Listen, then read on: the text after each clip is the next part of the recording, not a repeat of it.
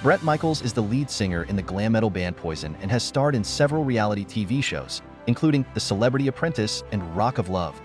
Bret Michaels is the lead singer in the glam metal band Poison, whose hits include Talk Dirty to Me and Every Rose Has Its Thorn. In 2007, Michaels emerged as a reality TV star on VH1's Rock of Love, following up in 2010 with Bret Michaels' Life as I Know It.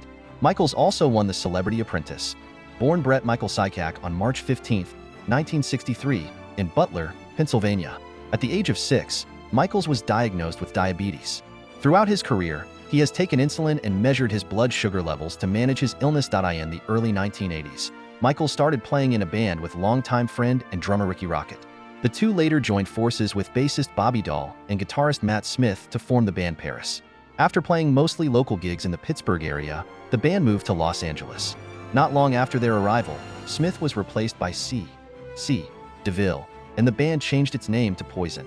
Like some of the other LA metal bands of the time, Michaels and the rest of the group teased their hair, went heavy on the makeup, and wore outlandish outfits, which led critics to label such groups as hair metal bands. They were sometimes compared to Motley Crue, another up-and-coming LA metal band. After making the rounds on the LA club scene, Poison landed a contract with Enigma Records. Their first album, Look What the Cat Dragged In, was released in 1986.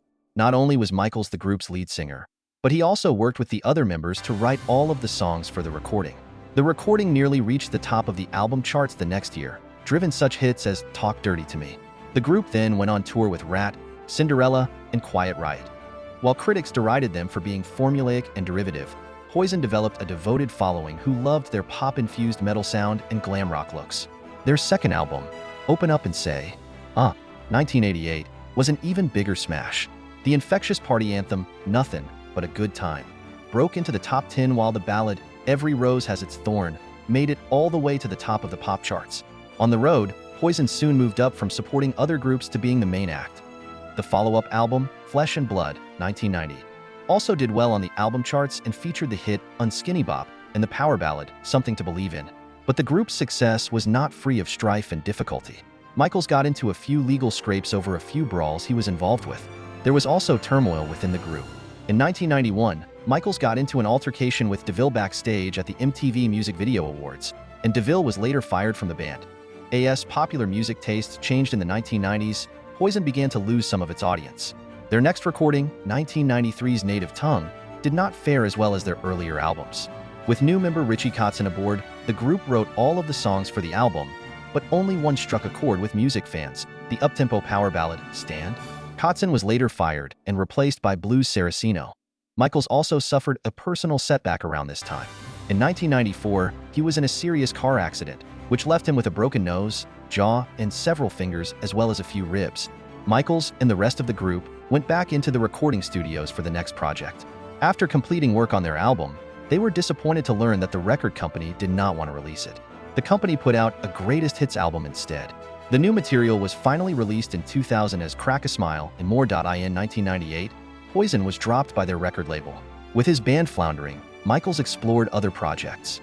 He formed a production company with actor Charlie Sheen, which led to his first lead film role in Letter from Death Row, 1998. Michaels played a convicted killer facing the death penalty.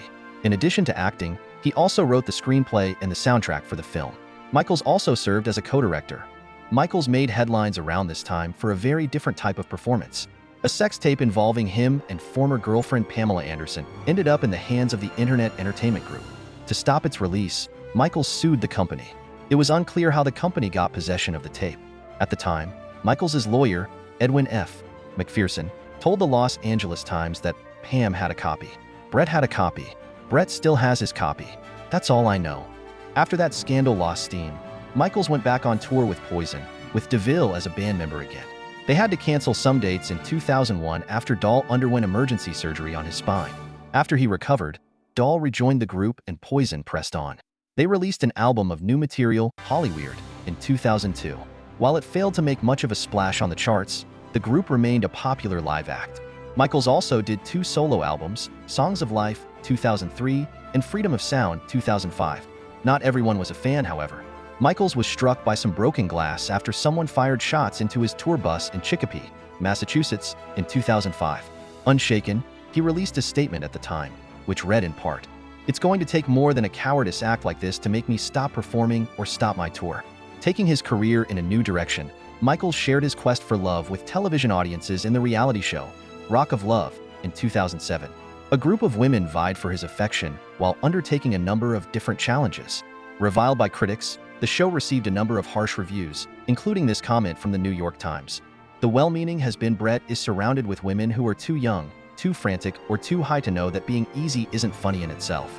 Still, audience members became hooked on the show for all its oddball characters and Michaels' candid commentary. Michaels also incorporated his diabetes into the program, teaching the contestants what to do in case of emergency. In the end, he picked Jess, the pink-haired cosmetologist from Illinois. Alas, Michaels' relationship with the winner never really got off the ground.